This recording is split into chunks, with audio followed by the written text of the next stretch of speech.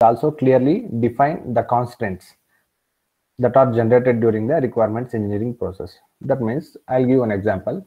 See, the client may tell you, say I want one business application for my business and I wish to operate only in Windows based machine because I don't know how to use Linux based machines. They are not user friendly. So you have to develop such that it is user friendly and that can be installed in, say for example, using Windows 10 or Windows 8 or something like that. So those are the constants. That means your system should support for Windows. That is one constant, and it should be user friendly. Okay, like that. So when you develop any system, you have to then further he may tell you, so I want my system should be standalone application. That means you have to take care that no other system can be connected to that, or no other application can communicate with that application, because it's a standalone and it is not connected to any network, isn't it? So that means when you define system requirements, you have to take care of such constraints. Say for example, you are building a software application for specially disabled people, say for example for dumb and deaf. So let us assume, so you are dealing with a development of messaging service. As soon as a message arrives, upon pressing a particular button, say for example, it should only read the message. That means the application should read the message and the end user should be able to hear that message in terms of voice by using the auto-generated voice within the application. That means the text message will be converted into audio message. So the text message will reach the application as soon as the message is reached. So that should be read by the application, because it is specially built for the specially disabled people. So those are all come under system requirements and restrictions, or the constraints under which the application has to operate.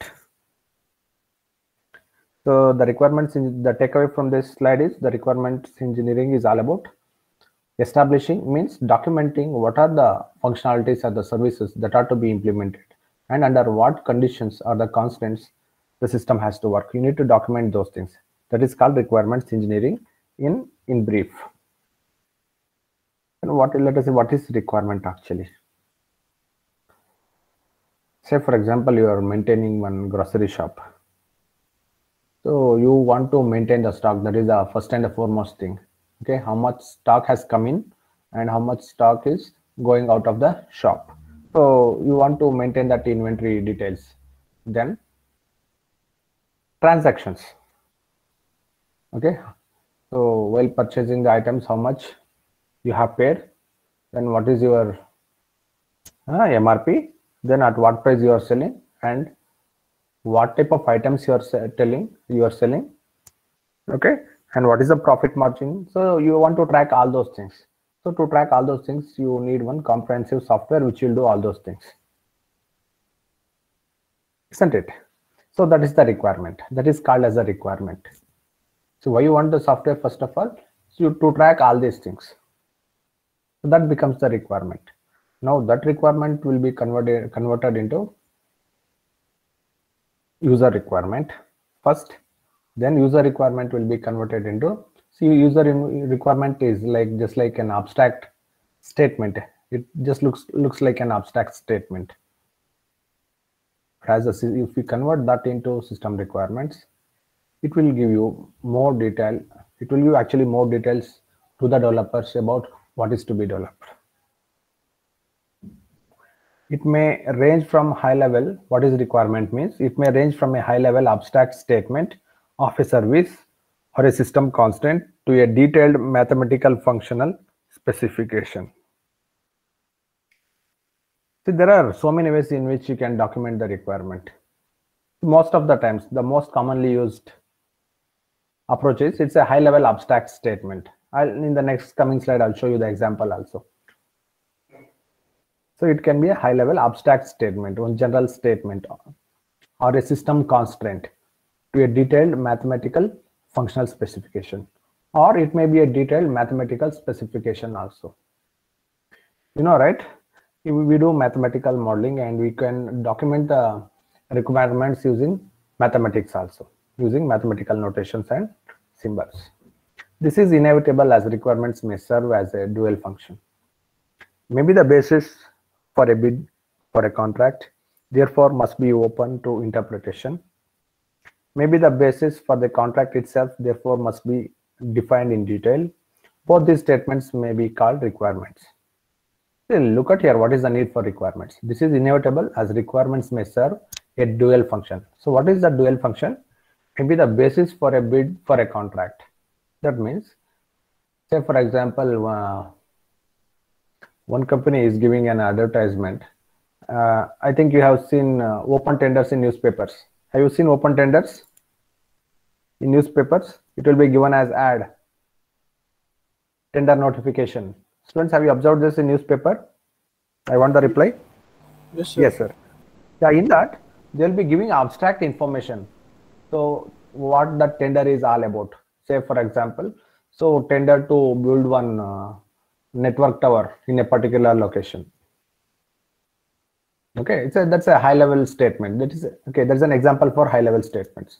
So it doesn't contain in detail information about, so to what extent you have to build and to what extent it has to support, to how many customers that network should support. All those things, details will not be given, but abstract information will be given in that tender notification. So tender notification to build an mobile tower in a particular location, isn't it? Like that. So now, therefore,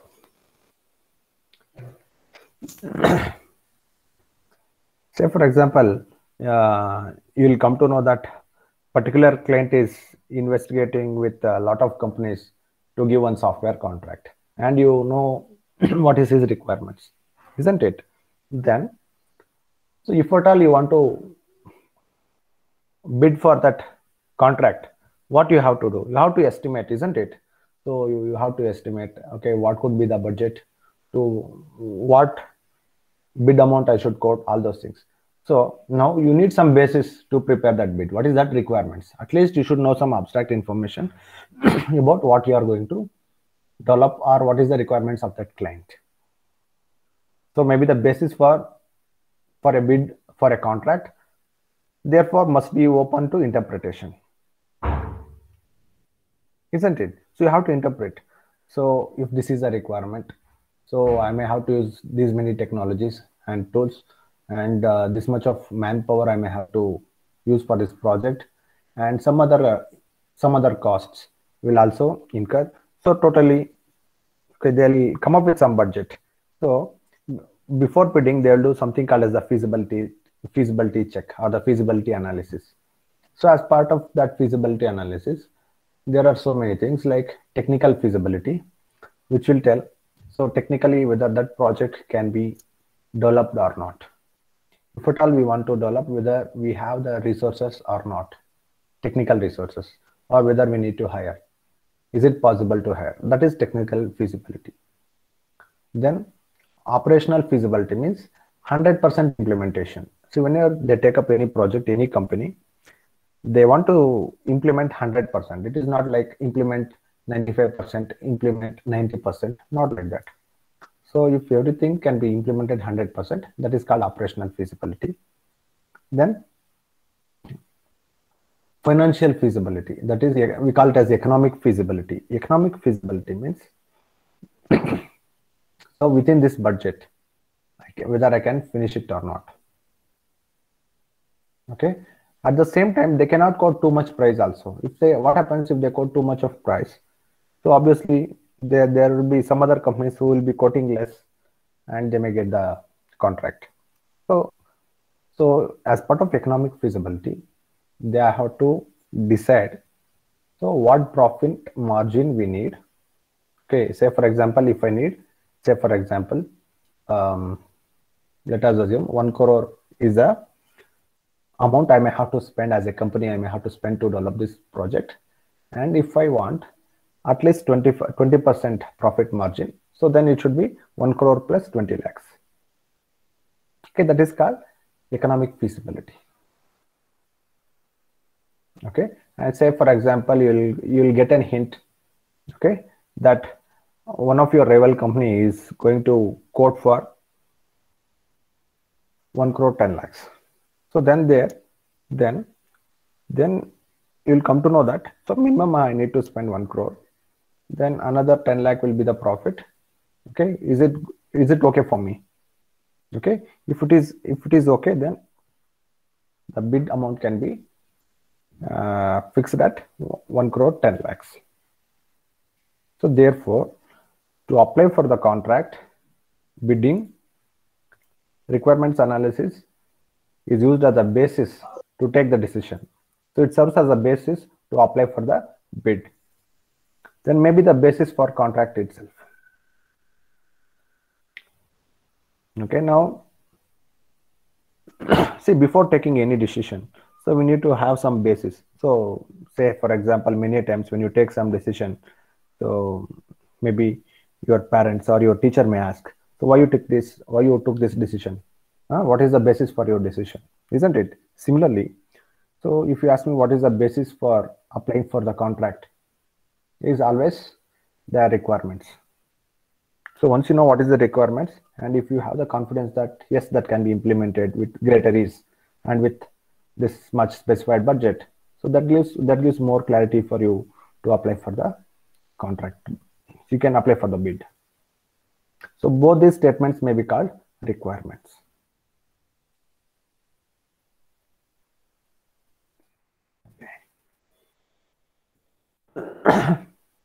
As we pass through one slide after the another slide, you will get more details about what actually is the requirements and how to deal with the requirements. As per Davis is a software engineering researcher. So he has given the definition for requirements. So if a company wishes to let a contract for a large software development project, it must define its needs in a sufficiently abstract way that a solution is not predefined. That means he is telling that, say for example, say you have huge requirements, and if you want to give a contract to a large software development company, then you should give enough information so that you are revealing only the abstract information about the project, that is what is to be developed, but you are not revealing anything about the solution, isn't it? See, as a customer, you need not reveal the solution. The software company should come up with the solution. So your task is only to tell this is my problem. As a customer, your task is to tell, yes, this is my problem. How will you, as a company, how you are going to provide solution to me? Isn't it? Yeah. The requirements must be written so that several contractors can bid for the contract, offering perhaps different ways of meeting the client organization's needs. Once a contract has been awarded, the contractor must write a system definition for the client in more detail so that the client understands and can validate what the software will do. Both of these documents may be called the requirements document for the system. Look at here the first statement. The requirements must be written so that the several contractors can bid for the contract. That means, say for example, you are the customer. You are having huge requirements. You want a software to be built by a large software company because your requirements are complex. Then you need to prepare a document which will give sufficient information for the software companies whom we are addressing as contractors. So that the software contractors or the companies can understand your requirement and they can bid for the contract. And perhaps different ways, okay, so perhaps different ways of meeting the client organization needs. Say different companies may be providing different types of solutions to meet the same requirements. So you are having one requirement, but say for example, one company may come up with one solution. stating that this is how my software may solve your problems, and another company may come up with another plan and they can provide better solutions. So now, to demonstrate that this is how we are going to solve your problem, okay, so as part of the software contract, the company should also prepare a document. Say for example, so now as a client, you have given one advertisement about the software development contract. So now I came to know, as a software company, I came to know what is your requirement. Then, so in your advertisement, you have given sufficient abstract level information so that I can understand what is your problem. Now my task is, as a company, to come up with a solution by using a software. Now I need to check out, okay, the solution, the proposed solution. So I came to know that this is your problem and this is my approach to solve your problem in terms of developing a software which can solve your problems. So that I need to convey to the client. So similarly, multiple contractors will submit multiple bids. Then what the client will do, he will see all the bids and he will evaluate. So first of all, for him, what is important is which is the best solution. Say for example, so eight bids, let us assume some 8 bids have come. So in that, he is shortlisting two bids are very good. So the approach towards the solution is very good. Okay, so that is one round. Then second thing is which company will give solution at cheaper price. So ultimately that company will win the contract. So that's how the bidding and contract process will contract related things will takes place. Now here we need to understand the importance of two types of documents. One document is the requirements which the customer is revealing to the software companies to put forth his requirements so that the companies can come up with a proposal, contract proposal, isn't it? Then the second type of document is what the software company or the software contractor is preparing to convey that, so my software or I am providing better solution in terms of developing the software so that can solve your problem. So these two documents are also considered as requirements document. So that's what Davis is telling in this slide. What are the two types of requirements? User requirements and system requirements.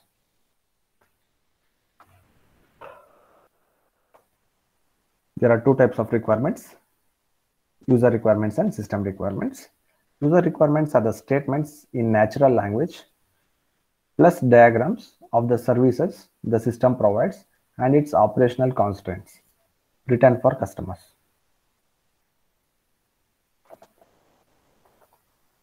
That means how to document the user requirements means it's statements in natural language. That means usually we use English language, isn't it, to communicate with the clients, isn't it, or any regional language is okay.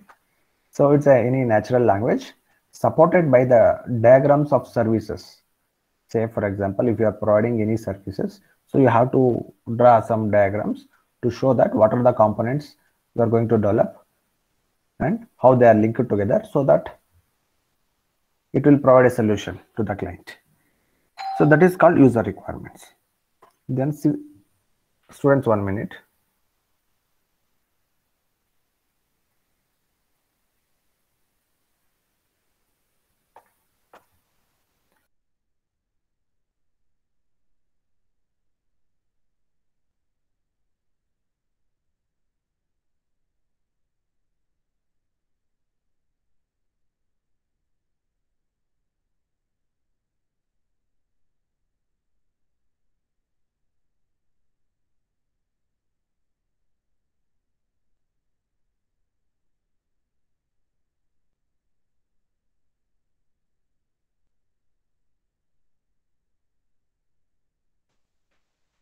Hello.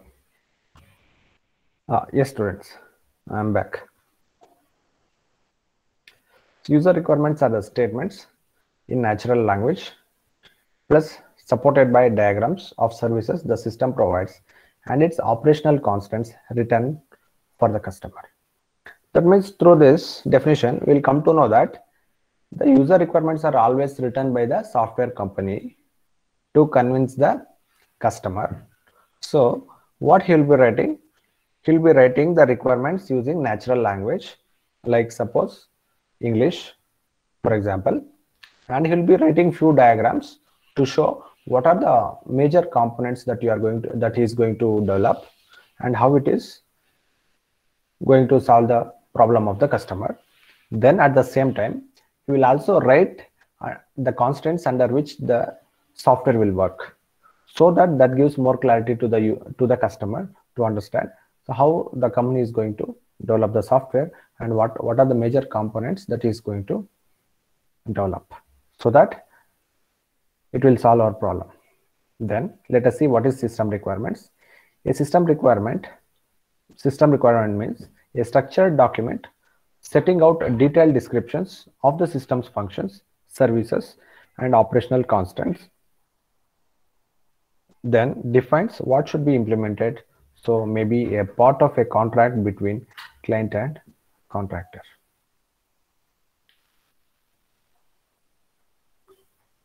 So yeah, the major difference between the user requirements and the system requirements is that, so user requirements is abstract in nature. So it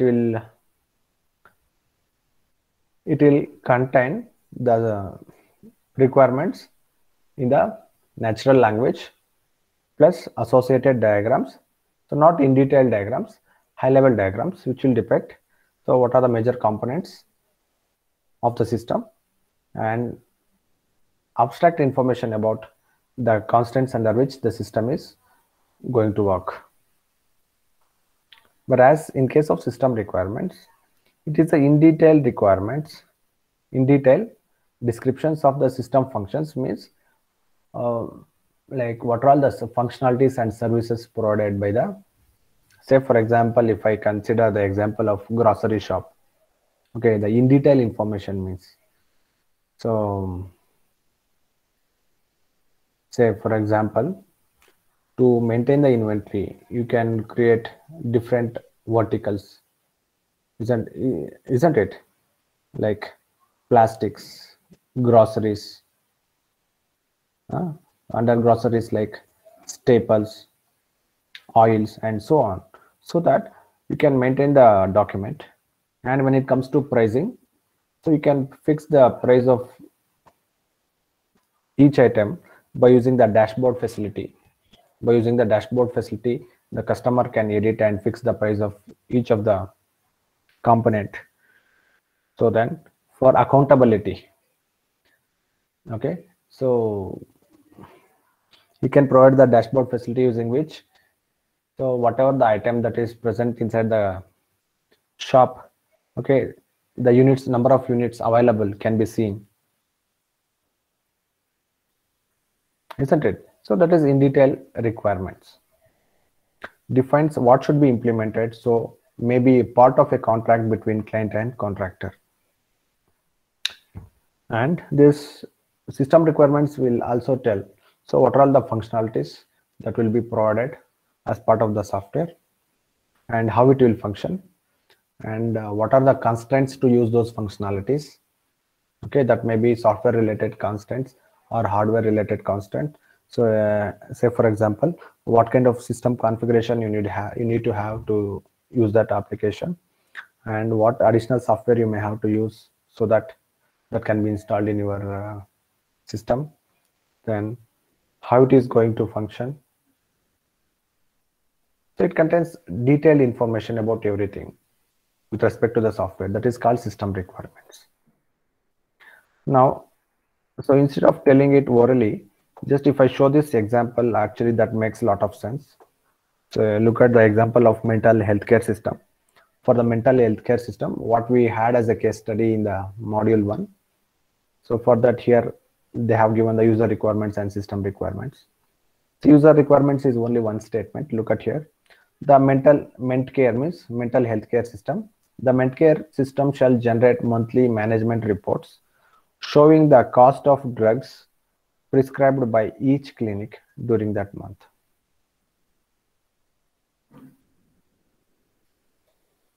Okay, see, this kind of information will be given to the client to prepare a bid. Sorry, to give this kind of requirements will be given, okay, or will be good enough to prepare a contract bid. The mental health care system shall generate monthly management report showing the cost of drugs prescribed by each clinic during that month. So now how to convert this into system requirement specification? Now look at here. On the last working day of each month, a summary of the drugs prescribed, their cost, and prescribing clinics shall be generated.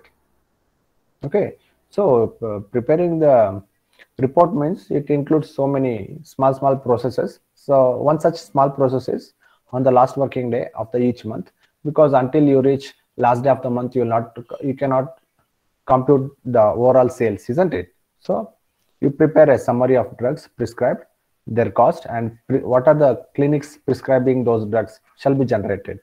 Then the system shall generate the report for printing after 17:30 on the last working day of the month. So that is the time, okay, ideal time, so that there will be no missing data if you generate. So all the data until the last date will be available in case if you are taking the print at 17:30. So 17:30 means 12 plus 5. So 5:30, evening 5:30. By assuming that by 5 o'clock all the sales will be done. And a report shall be next user requirement, sorry, system requirement. A report shall be created for each clinic and shall list the individual drug names, the total number of prescriptions, the number of doses prescribed, and the total cost of prescribed drugs. So now we are coming to micro level. So now you take each clinic. In each clinic, prepare the individual drug names, then total number of prescriptions. See, same drug will be prescribed multiple times for multiple patients. That's why the number of, and how many doses, and what is the total cost per drug. Okay, that is to be computed. If drugs are available in different dose units, for example 10 mg, 20 mg, then separate reports shall be created for each dose unit, isn't it? Say for example, say some particular drug 10 mg may be given to a kid and 20 mg may be given to an adult. So if that is the case, you prepare, so for 10 mg one report, for 20 mg another report, but the drug is same drug, two reports, because the mgs or the doses are different. Then access to drug cost reports shall be restricted to authorized users as listed on a management access control list. And then access to drug cost reports shall be restricted to authorized users. It is not that within the company everybody can generate the report, isn't it? So especially who are taking care of accounts will be generating the report, not any other employee. So such access should be restricted. That means the access should be restricted so that only the designated people can generate the report. Now students, look at the difference between the user requirements definition and system requirement specification. So one is abstract in nature and another one is very much specific, which will tell you each of the micro step that you need to take. So therefore, so how to document the requirements means always take the requirements from the client, then you write one user requirements definition. Say for example, let us assume for any given project, say there are 3 user requirements. So user requirement 1, user requirement 2, user requirement 3, user requirement 3. And now each user requirement can be converted into multiple system requirements. Say for example, So we are converting each user requirement into say 6 to 8 requirements. So therefore 8 3 is a 24. That means 20 to 24 system requirements will be there for that system. So like that, we need to learn how to convert system requirements into, sorry, user requirements into system requirement. And this is the example. So in the examination, you may get a question like explain user and system requirements, or user requirements and system requirements in detail. So first you need to write the definition of what is user requirements and what is system requirements. Then you need to take one example of mental health care system. So write one paragraph. So what that project is all about. Then you write user requirements definition like this. Then you tell that now I am going to convert those user requirements into system requirements like this: 1.1, 1.2, 1.3, 1.4, and 1.5.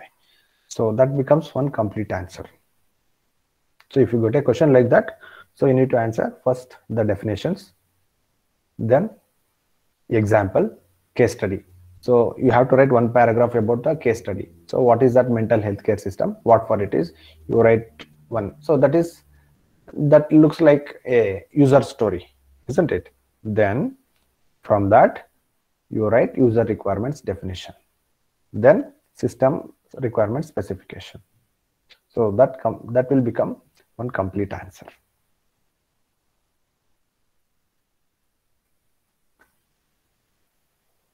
Now look at see. So in what way user requirements and system requirements are useful, and let us see to whom they are useful.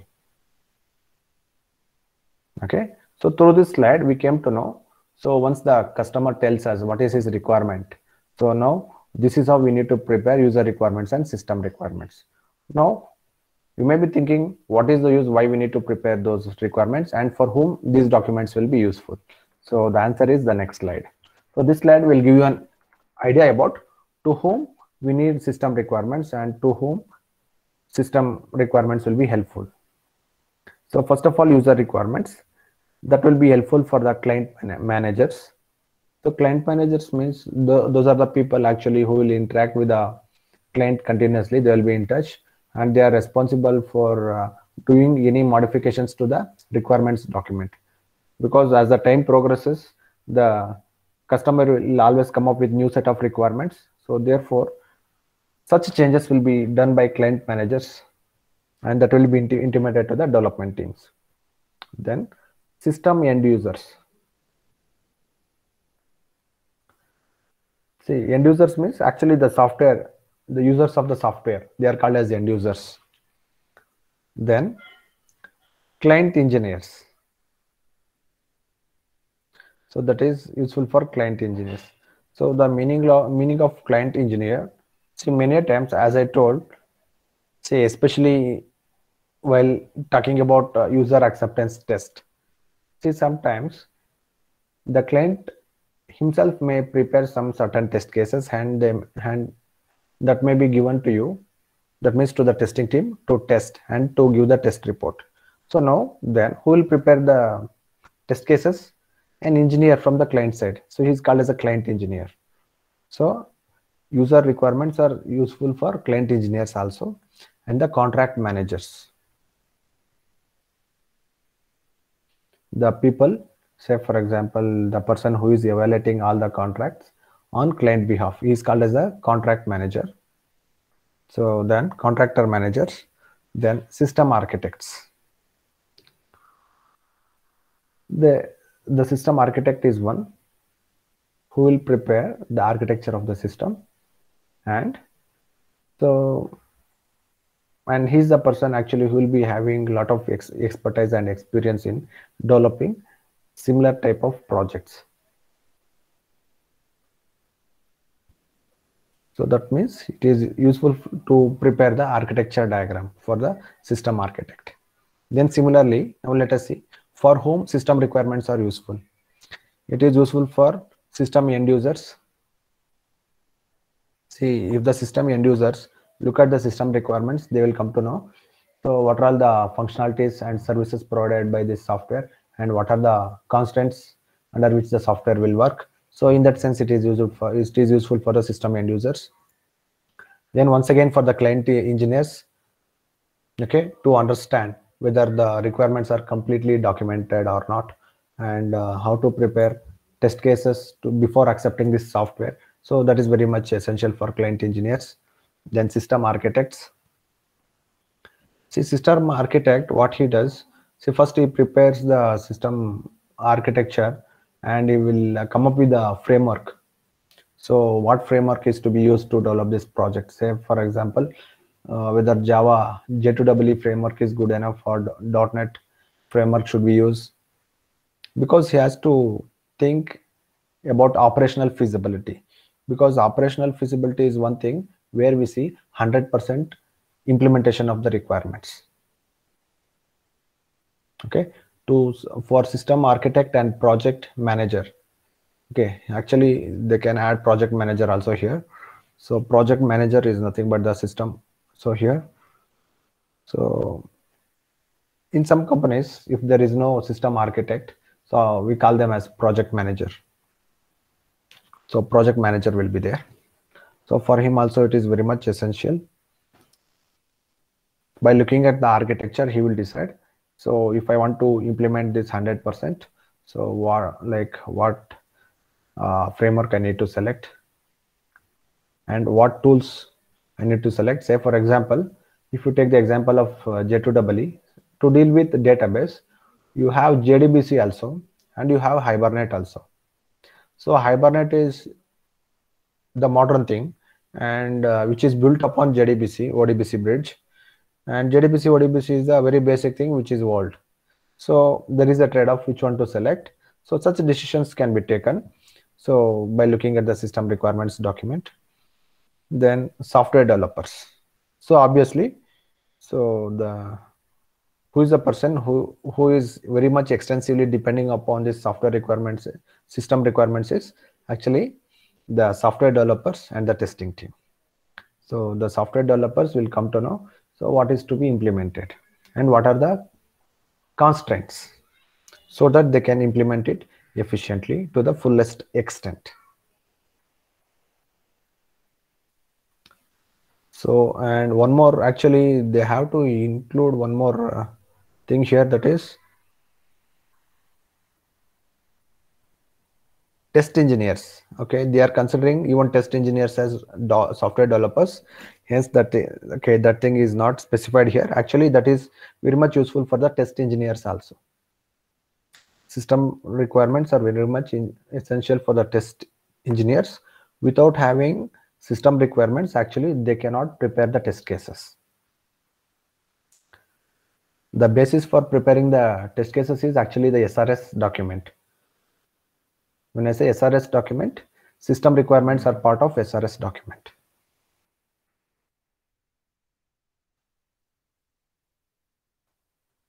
Then we need to understand what are system stakeholders.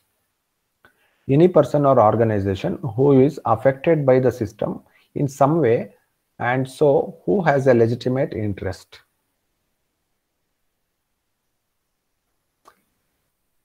Example, end users, system managers, system owners.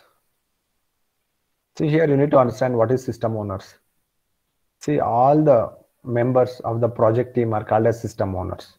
So they may be working at specification level, they may be working at design level, QA, testing, development, anything.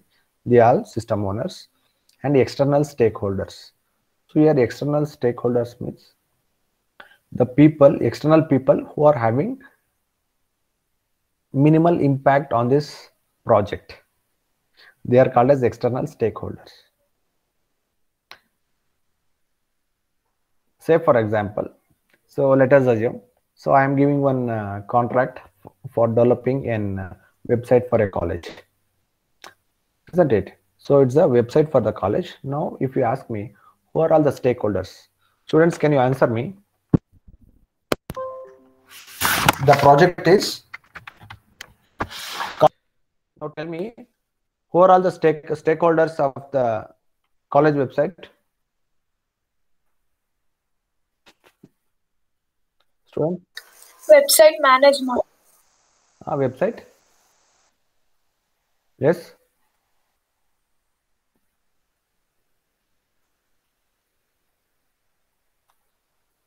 So overall, the people having impact on this website, tell me. Hello. College administration. Yeah, college administration. Yes. Then Students. students. Yes. Manages the website. Huh? One who manages the website. Very good. That is very important. Because when the website goes down for continuously 2 days, obviously he doesn't get money what he's supposed to get, isn't it? So that means he has to manage properly so that the website is up and running all the time. So then, yes, who are the other stakeholders?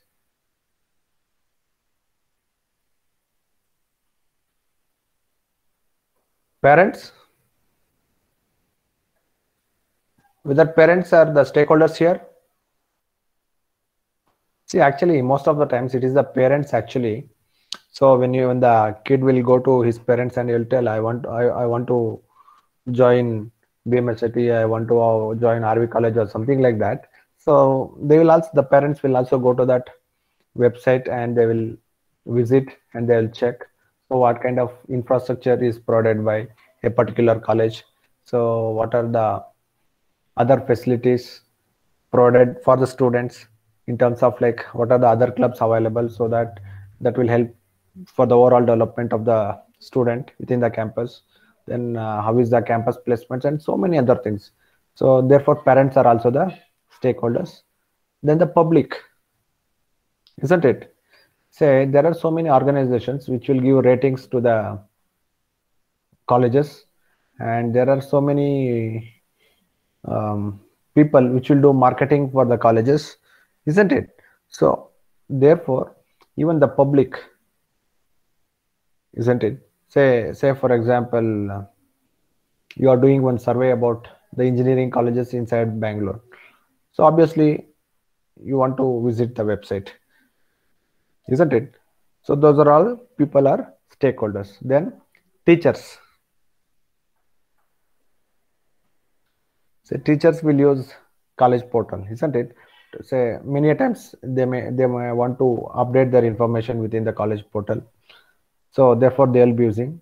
They are all the end users of the website, and also at the same time they are also the stakeholders. So if I consider the example of college portal, who are all the stakeholders? Students, college management, the person who is managing the portal, and the maintenance company, then the parents, then the public. At the same time, your college portal will also be monitored by VTU, because our college is affiliated to VTU and we have taken permissions from AICTE. So therefore they will be monitoring our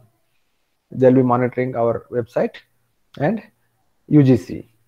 So that means instead of telling VTU, AICTE and UGC, I will tell statutory bodies. Statutory bodies are also the stakeholders of college website. So now we will see who are all the stakeholders of the mental care system.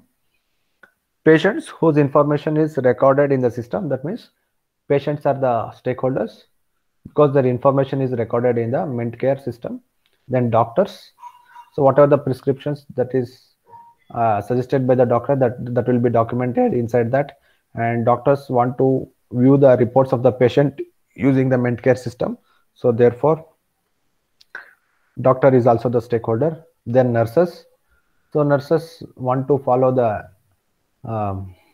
guidelines of the doctor. Say for example they'll be prescribing, so like some particular tablet will be given 3 times per day, and another tablet so morning and evening. So who has to do that? To implement that, nurses should take care, isn't it?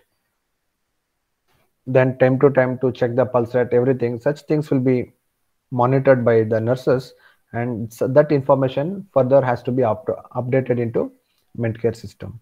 Then medical receptionists, isn't it? To register the patients, to deregister the patients, they'll be using. then IT staff who are responsible for installing and maintaining the system. So all these people are the stakeholders of Mentcare system. Then few more stakeholders are there. A medical ethics manager who must ensure that the system meets current ethical guidelines for patient care. So is part of the management, medical ethics manager. Then healthcare managers. The healthcare managers who obtain management information from the system. Then medical records staff, the staff who are supposed to maintain medical records. So they will be using the system. So therefore they are also the stakeholders of the Mentcare system. So students, from this we understood. So what is requirement? Then how? What is the process of bidding for the contract? So first the customer will tell what is his requirements. That is the abstract information. Then before bidding, the software company will do the thorough analysis. Then they'll prepare one more document which contains the proposed solution along with the price quote that will be submitted to the client for validation. So depending upon that document, he will take a call, the client will take a call whether to give that software contract to that company or not. Next, agile methods and requirements. Many agile methods argue that producing detailed system requirements is a waste of time as requirements change so quickly. Especially in case of business applications, as we know, the requirements will keep emerging or changing so very frequently. So therefore, whenever any company follow agile methodology, now almost every company, if I say at least 90% of the companies will follow agile methodology. So they prepare minimum documentation. So such people may argue that, okay, detailed system requirements may not be required as they tend to change so quickly. So that is one thing we need to consider. Then the requirements documents is therefore always out of date.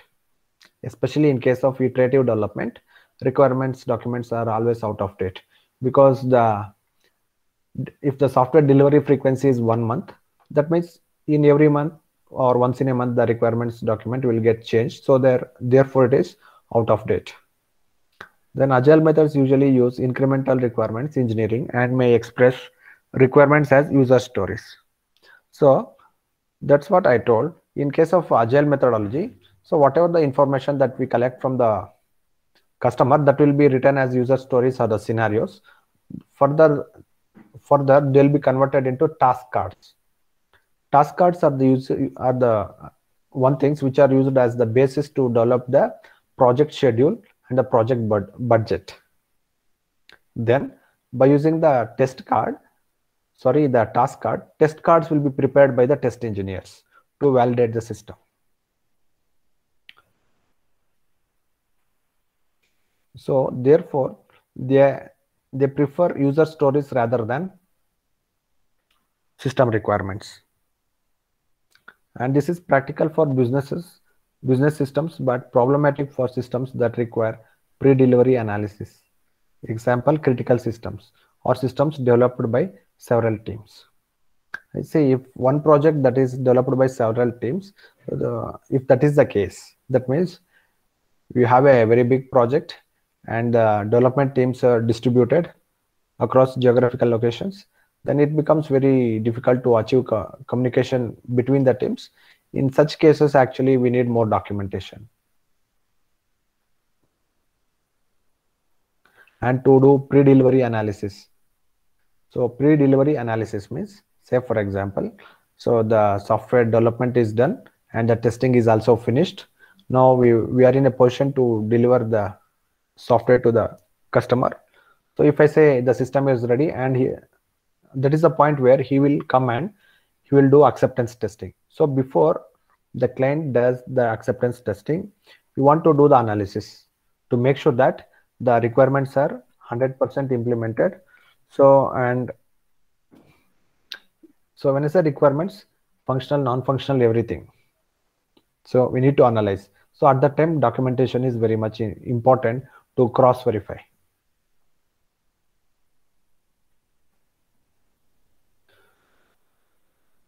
Okay, students. Okay, that is how we need to evaluate, and especially when you are developing critical systems. See, critical systems means, example, the softwares that are used in operation theaters are considered as critical systems, and the softwares that are used in air traffic monitoring, they are critical systems. Okay, so traffic control software, that is critical system. So when you develop critical system, most of the times the project duration of the critical systems is 5 to 15 years, minimum 5 years to maximum 15 years. So that is the duration of the project. So there documentation is very important. Okay, so documentation is very much important. So system requirements are mandatory, so just user stories are not good enough for such projects. Next thing is functional and non-functional requirements.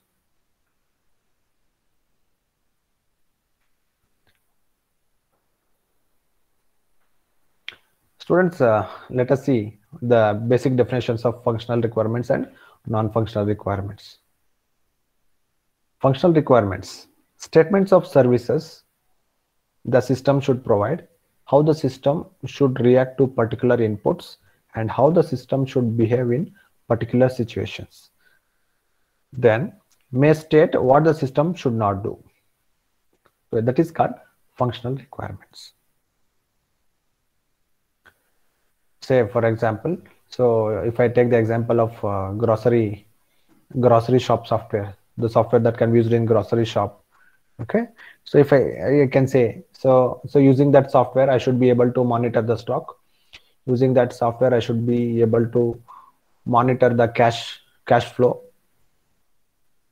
Then using that software I should be able to get information about the tax, depending upon the sales, how much tax I may be paying. So that information also I want to track, and I want to track the inventory, and I want to forecast the demand. Using the same software I need to forecast what could be the demand for next month. By using the current month data, I need to forecast what could be the demand for next month. So these are all functional requirements. Under what condition the system has to work. Say for example, restriction.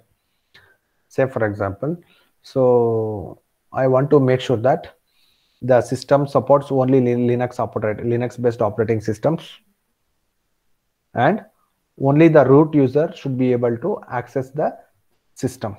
That means if you have the root privileges, then only you need to access, otherwise it should not, the system should not allow you to use the software. Okay, those are the constraints.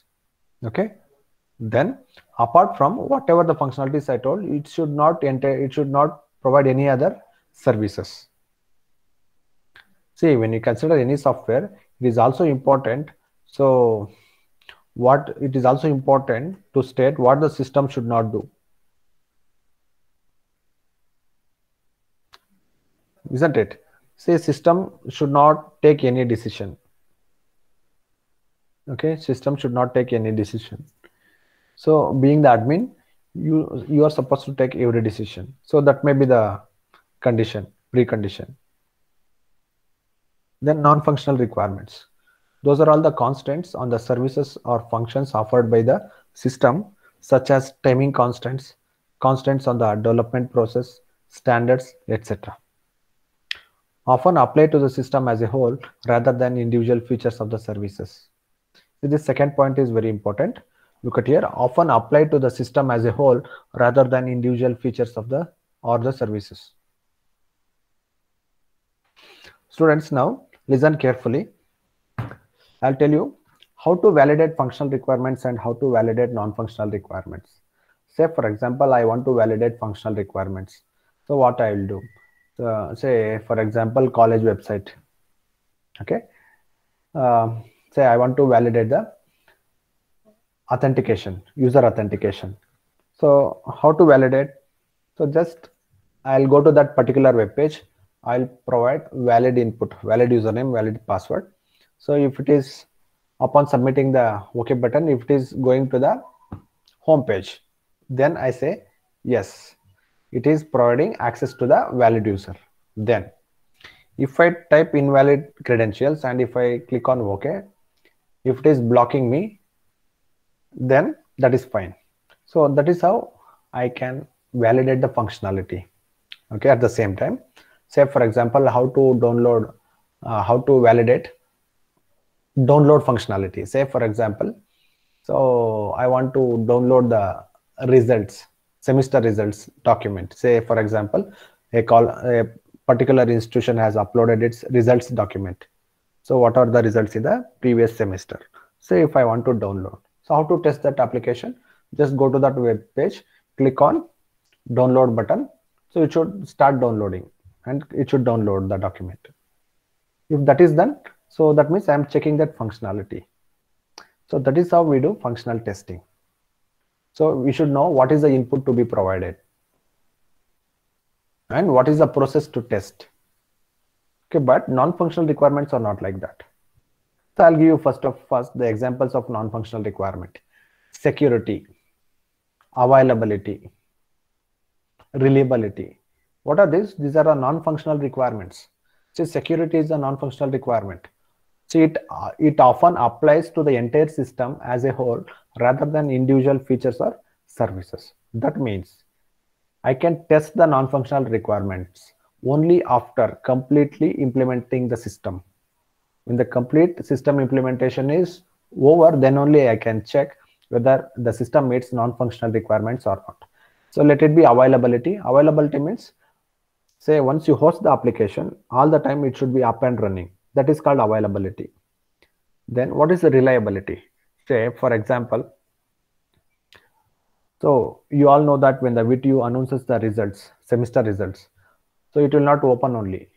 So because that is the reason why many times VTU will announce the results, say for example, today for Bangalore region, after 2 days for Mysore region, like that, because they know what is the capacity of that server and they want to avoid the traffic so that the website is reliable.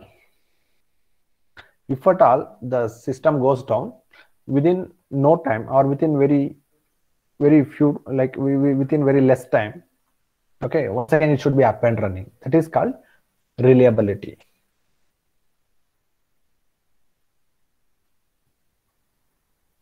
See, when the software developer signs for the SLA, that is service level agreement, he will tell, see, the availability is 100%, or say for example 95%, reliability 90%. See, those are the things which can be quantified.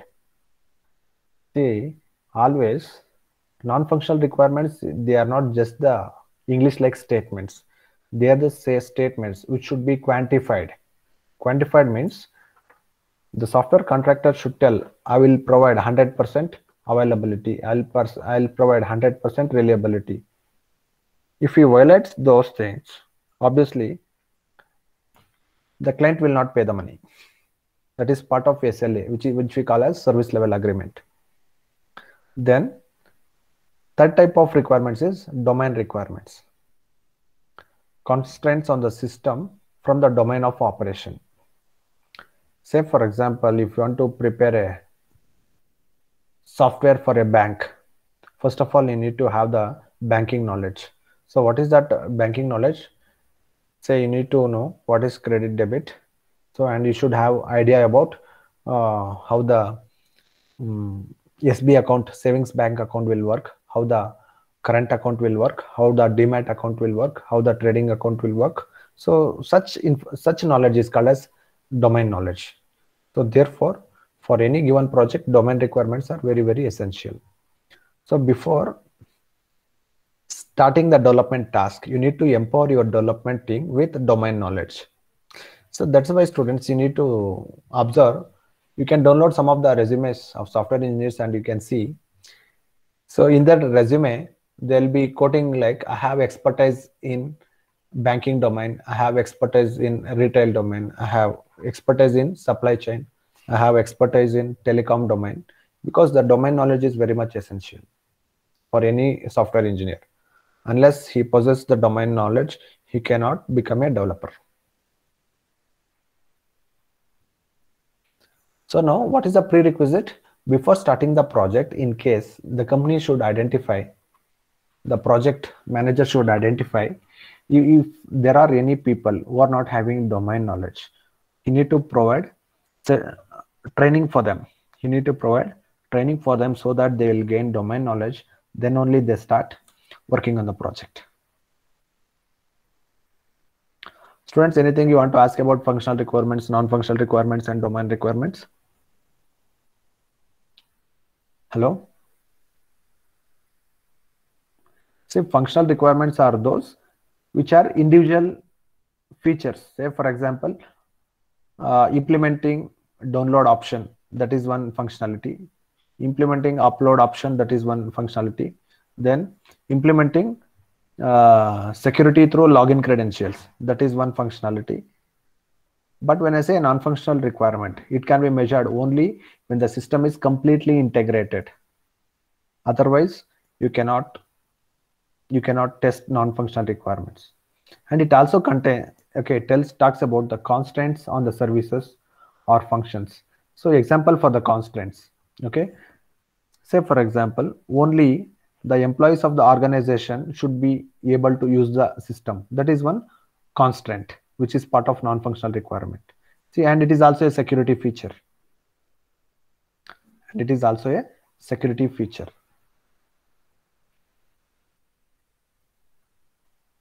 Hello? Students, anything you want to ask? Hello? Hello, can you hear me? Yes, sir. Yes, sir. Anything you want to ask? Hello, sir. No, sir.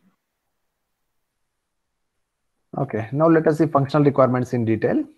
Functional requirements describe functionality or system services.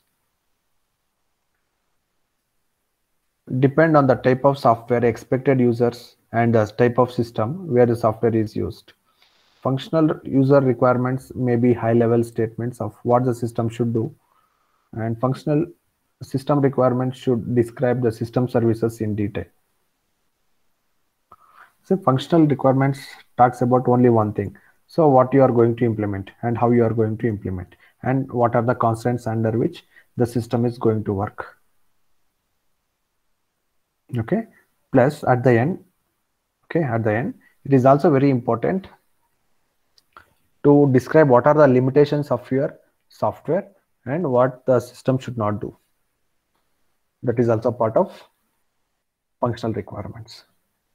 Now look at the functional requirements of the Mentcare system. All users shall be able to search the appointment list for all clinics. That is one functional requirement. That means providing the search facility for all the users so that they can search for the appointments in various clinics.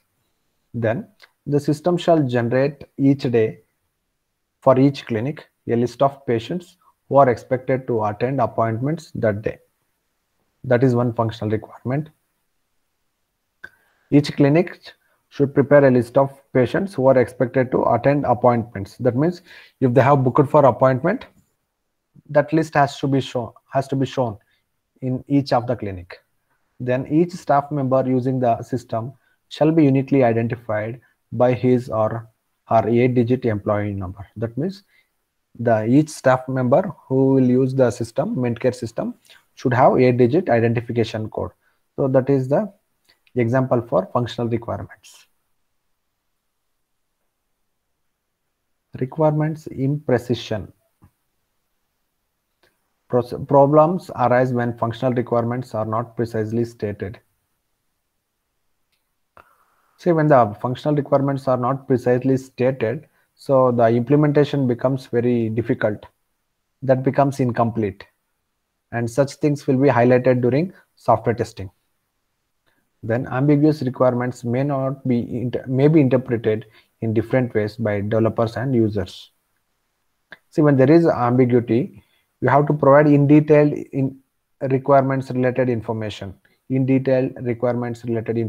Otherwise, different people may interpret the requirements in a different way. You should not give any chance for such things. Consider the term search in requirement 1. User intention.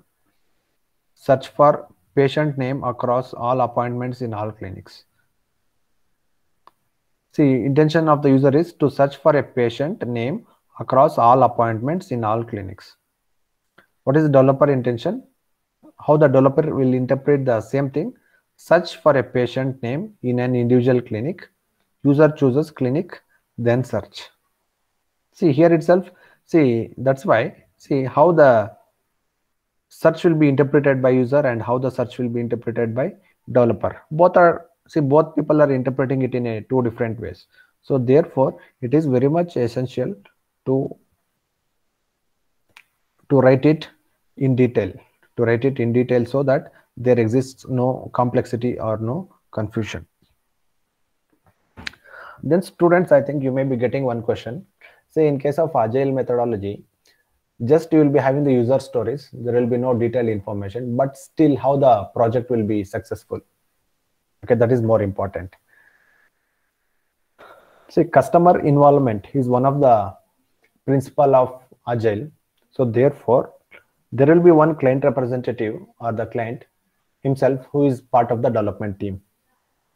So that means he's not actually, see, if I say he's part of the development team, that doesn't mean that he should sit and read the source code, not like that. So he's the one within the team who will always keep a watch on what the team members are doing. So are they implementing the right thing and are they implementing it in the right way? So that if they get any confusion, you'll be there to clear their doubts. So that is why agile methods doesn't require much documentation. Requirements, completeness and consistency. In principle, requirements should be both complete and consistent. So requirement should be complete means, so whatever the client has told, so this is to be implemented, that is to be implemented, so I should be able to do this, that and all. So all such things will be documented without leaving even any small requirement. Then consistent. Okay, so consistent means exactly what the client has told, same thing you have documented, nothing else. You are not supposed to assume something and consider that as that also as a requirement. You are not supposed to do that. So being a software development company, you are not supposed to assume anything just like that. Make sure that whatever the client has told, same thing is being converted into requirements. Complete means they should include descriptions of all the facilities required. That is complete. So they should include the descriptions of all the facilities that the client required. Then consistent. There should be no conflicts or contradictions in the descriptions of the system facilities. That means when you read the system requirements document, there should be no confusion about how to implement a particular functionality. In practice, because of the system and environmental complexity, it is impossible to produce a complete and consistent requirements document. Okay, so there will be very small minor changes. So practically, if we speak practically, see, theoretically we say that it should be 100% correct, it should be like that. See, always you can implement 100% requirements, that I agree, but there is nothing like 100% error-free software. There is nothing like 100% error-free software. You take any software, one or the other drawback will be there always. In practice, because of the system and environmental complexity, it is impossible to produce a complete and consistent requirements document. So that is the takeaway, final takeaway. Non-functional requirements. Non-functional requirements define system properties and constraints. Example, reliability, response time, storage requirements, security, so on. Constraints are input-output device capability, system representations, etc. So meaning of constraints: input-output device capability, system representations, etc. Then process requirements may also be specified, mandating a particular IDE, programming language, or development method. See, sometimes even the client may tell process requirements also. So especially, so when they are also a technical company, they may tell, so you should use this IDE only to develop the project. So why? Because they may be knowing that if they use this particular IDE, they can do rapid application development, thus reducing the project cost. And so that they can also deliver the software very early. So like that. So sometimes even the client may tell process level requirements also. So, and now you may be knowing, even the companies are pressurizing, the clients are pressurizing the software contractors that you have to use automation. You have to use a lot of automation so that you please cut short your budget. Use automation and pass that benefit to us so that we will pay less for you. So that's a modern trend. Non-functional requirements may be more critical than functional requirements. If these are not met, the system may be useless. Say for example, let us assume, the software is built, all the functional requirements are 100% implemented, but the system is not secure and the availability is very less. So what is the use of such a software? Actually, that is useless. See, the functional requirements are 100% met, all the constraints are met, all the limitations are met, but only thing is it is not complying with non-functional requirements. That means security is not there. So there is no restrictions in terms of usage of the software. Then after hosting the application, the availability is not great. That means every now and then the system is not available to use. If that is the case, the system may be useless. So always we need to give equal importance for both functional requirements and non-functional requirements. See, if anybody asks you in the interview, say let us assume you are a senior software developer. So while working for the project, you will give more importance to functional requirements or non-functional requirements. If that is the question, your answer should be both are equally important, because if I do not implement all the functional requirements, that means the system is incomplete. And if the system doesn't comply with non-functional requirements, then also system is useless. So therefore I give more importance, therefore I give equal importance for both functional requirements and non-functional requirements. So that should be your answer. Students, with this I will stop here today. We will continue tomorrow.